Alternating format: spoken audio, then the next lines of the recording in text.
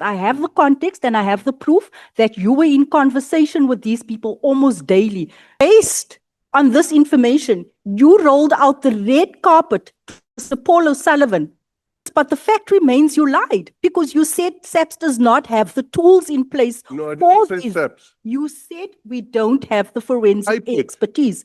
IPID. But still, it IPID falls is not within SAPS. SAPS. Honorable James, Thank you, your Chair. time ends at 10 minutes to 6.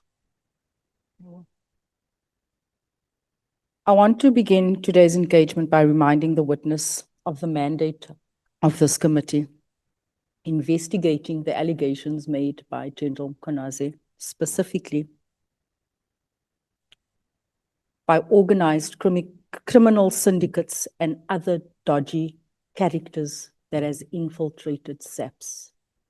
Specifically, I'm going to hone in on that. And with that, I wish to ask you the following brief set of questions. Earlier on, Honorable Shongwe asked about the credibility of a few members, individuals, but you did not have the opportunity to conclude. So I want to ask you if Paul O'Sullivan is a credible person. Credible in which sense, ma'am? You answered briefly earlier on, just credible. Is he credible? You mean about the veracity of what he says? Yeah, is he credible? He usually is on Okay. that, but I would say not always. Okay. So There are he usually is. instances when he makes an assertion and it's not provable.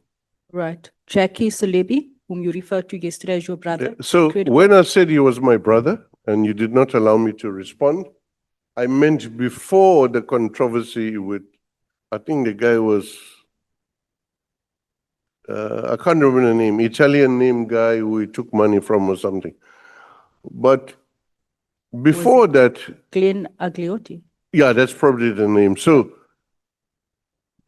my perception of him would change, especially when he goes to prison for that, for taking money. From an alleged drug dealer. Yeah, well, I mean, this allege is maybe too soft. Yeah.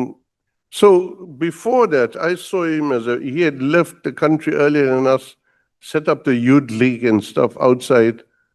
And when we came out of prison, he was there with the, the welfare in the old shell house. So you had somewhere to go.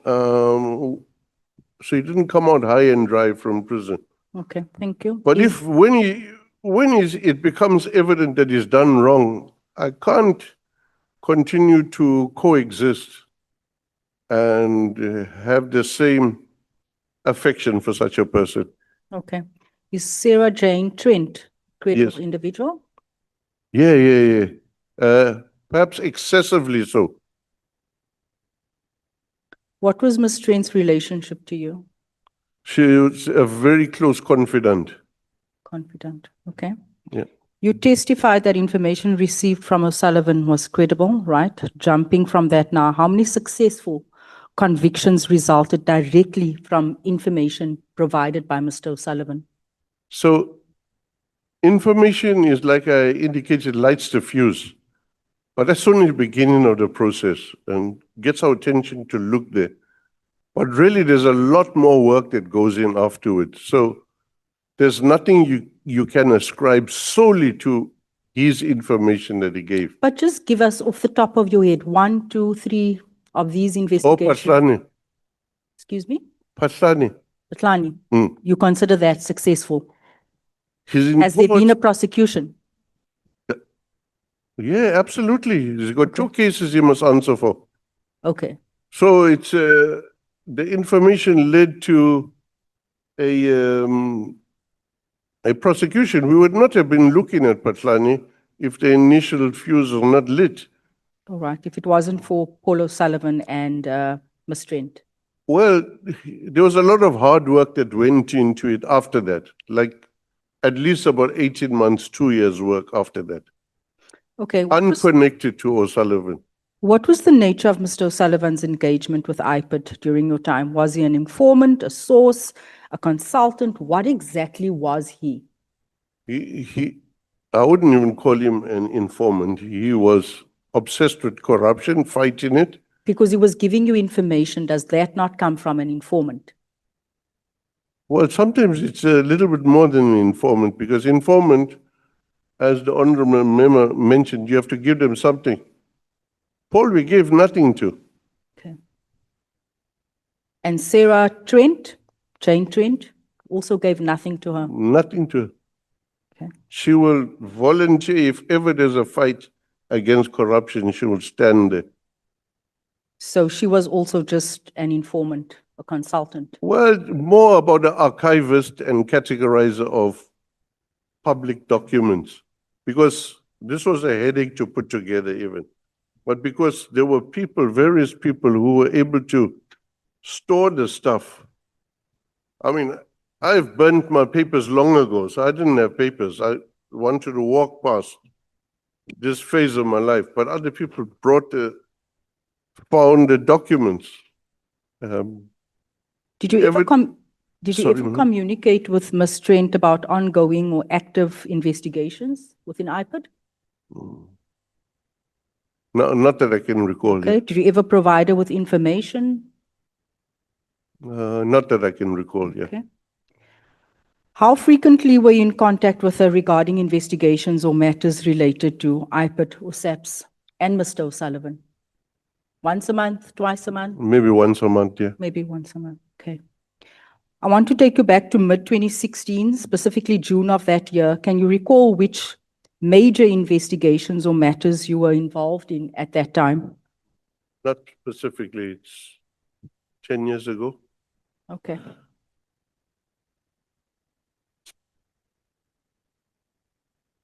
Okay, can you explain why you said you've never given anyone information?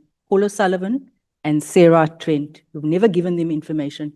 That is what you said earlier on. Yeah. You said you spoke to them once. What was it, once a year? Once a Maybe month? sometimes twice or You thrice. said you spoke to them once a month. You said you've never given information. You said you spoke to them once a month, and you said there was no payment. That's what you said, right? Can you explain why on the 17th of June, 2016, you sent a communication to Ms. Trent saying that we are making history? You mean we are making history? The Yeah. collaboration is making history here. Excuse me? The collaboration, The collaboration. yeah. The collaboration on what? The information provided, the other side of the coin where more deeper investigations are there. Okay. Because that's in a conversation between yourself and her. Yeah. Here on page 17, WhatsApp conversation, where you said to her, we're making history. Can you explain why on the 13th of December, 2016, you would be passing information? You just said earlier on, you did not pass any information to her. I have records here that I found where she is requesting information from you, and you are providing her and Mr. Paul O'Sullivan with information on several occasions. I don't know what is it that you have there. Okay. And who gave it to you? Can you explain? It doesn't matter. Can you explain on 13th December why you'd be passing information to Ms. Trent where you say, get this to Paul right away? That's on page 39. What was it about? The arrest? I'll tell you now. There's so much. I just got this earlier on.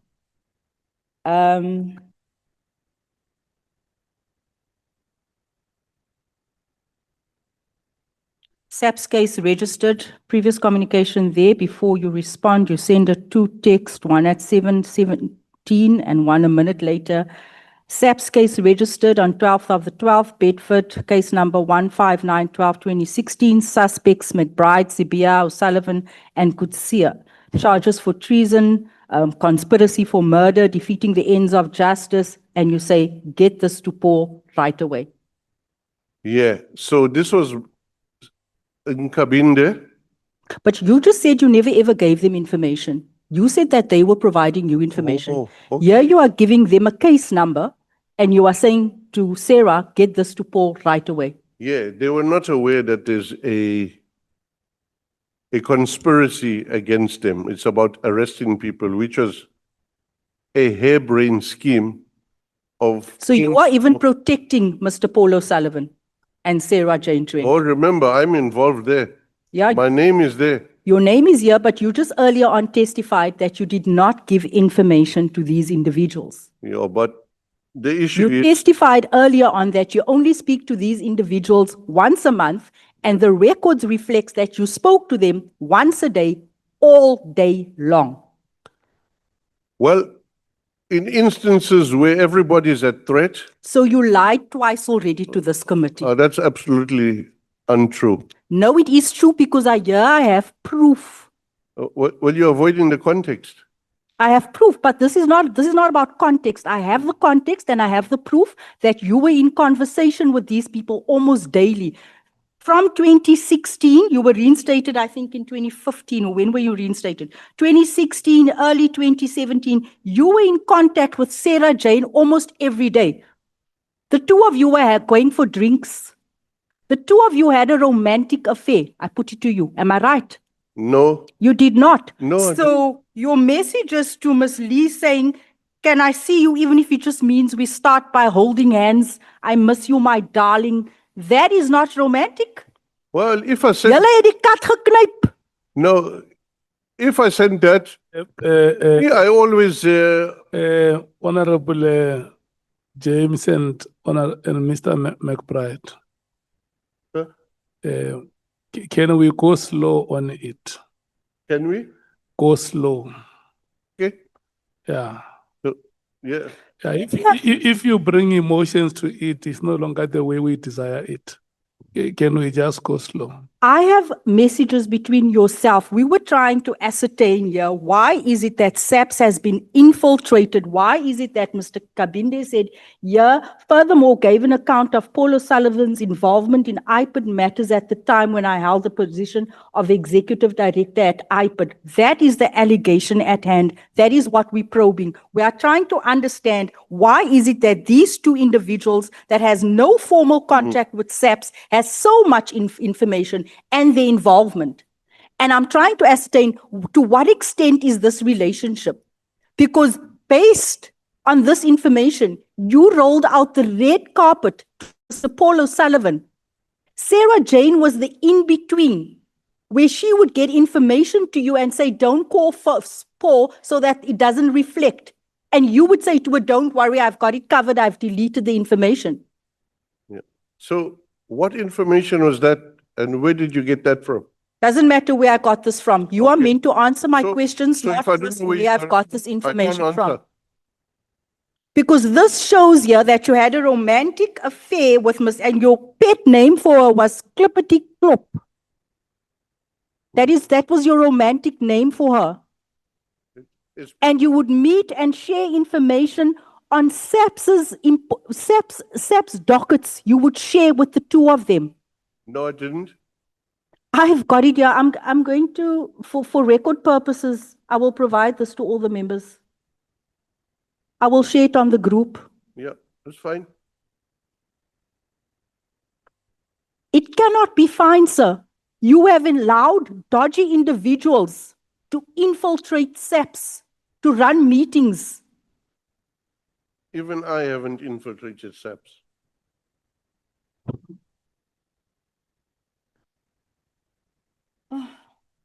So I put it to you that the communication in our possession demonstrates that Mr. Paul O'Sullivan and Ms. Trent were deeply and possibly excessively involved in the work of IPID, and that you permitted two private individuals to embed themselves within IPID's investigation process.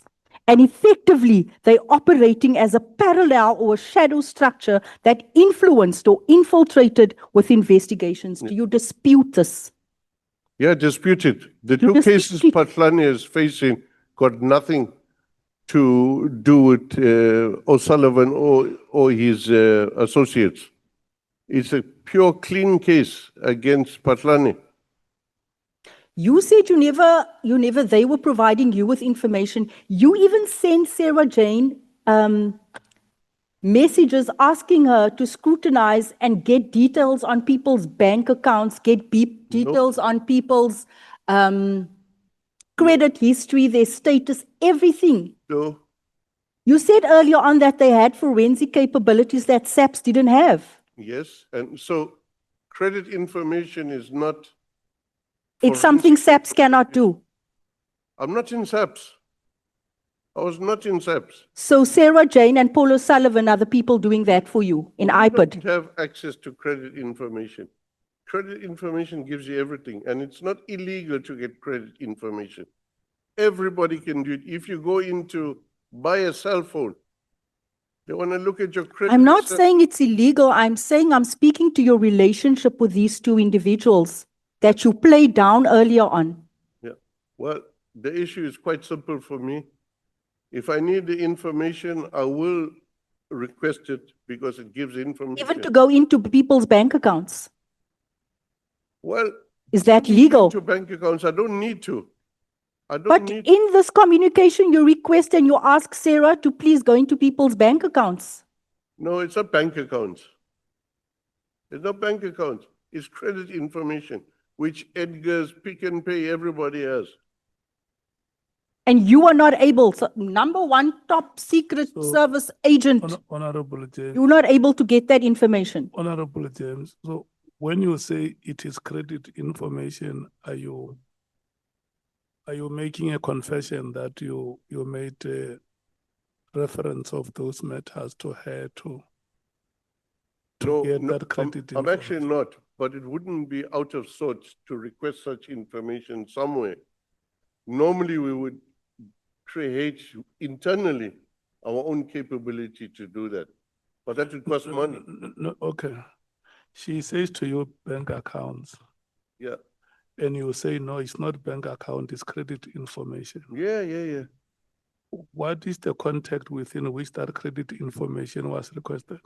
Or because you get information on cars, houses, connections, who drives cars. That's what you get. Yes, credit information of who? I think whoever the subject of the investigation is, or as SAP says, person of interest. And this person is a private citizen, Sarah Jane.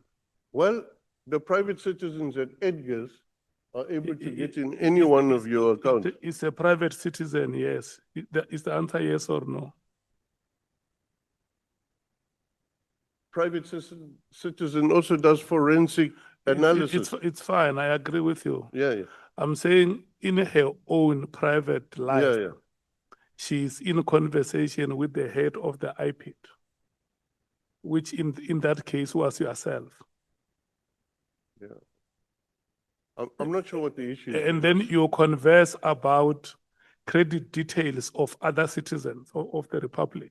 That has been done every day. That is the question that the honorable member is asking you, if you can just look at her and respond. Yeah. So I don't remember that specifically, but it's not a problem for me to ask. Normally we would ask DPCI and they'll find it for us. They do it all the time. So why didn't you ask DPCI? Why do you go to a private individual to get all your information from? Earlier on, you were hell-bent on telling us that they were providing you with information because SAPS did not have the forensic tools. And now you are saying that, no, actually we do have it. We can actually get it from DPCI. Well, that's what we did afterwards. That's what Afterwards, but the fact remains you lied because you said SAPS does not have the tools in place. No, I for didn't say these. SAPS. You said we don't have the forensic IPID. expertise. IPID. But still, it IPID falls is not within SAPS. SAPS. So you go to a private individual, sir. I'd go wherever I have to go. You go wherever, even if it's breaking the law. Let's do like this so that the exchange must not be heated. I want you to have a cordial conversation. Can we go slow on it?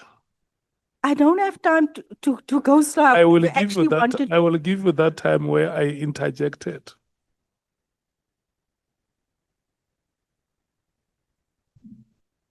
I think, looking back now, do you accept that allowing private individuals to entangle themselves in law enforcement investigations contributes directly to the very phenomenon this committee is investigating? Namely, the infiltration and the compromise of law enforcement institutions. This is why Mr. O'Sullivan is behaving as if though he is the big boss. I just missed a question here where you refer to Ms. Trent and You say to her on the 2nd of December, you say stuff like, yes, boss, understood. I thought you were the boss. Well, I call a lot of people inside this room boss when I greet them or meet them. Just anxious for a breakthrough to turn the tables, which came after you had a meeting at Mr. Paul O'Sullivan's home the night before. And you claim that you don't have a close relationship with these people. You're going for prize, you're meeting at Papa's in Sandton, at all over. You're sitting by the swimming pool, having whiskey with them. You have a friendship with them. Is that still just a business? Which swimming pool is that? I don't have time to go through here. This is a very thick document, Chair, but it's in here. So the source of the document is what? It doesn't matter. That's my source. You didn't disclose, you know. Yeah, you cannot disclose your source. I will not disclose my source. Okay. Fact of the matter is, the one thing in Kabinde van almal kom hierso en hulle vertel ons 'n bondel leuns and we're not able to establish the authenticity of the information they put before us. And we as MPs have to go the extra mile to make sure that we get credible information to verify what you have been Not put sure in it's here. credible. The one thing Mr. Nkabinde was right about is the fact that you have rolled out the red carpet for Mr. Paul O'Sullivan and all these other cronies. Thank you, Chair. Yeah. Thank you.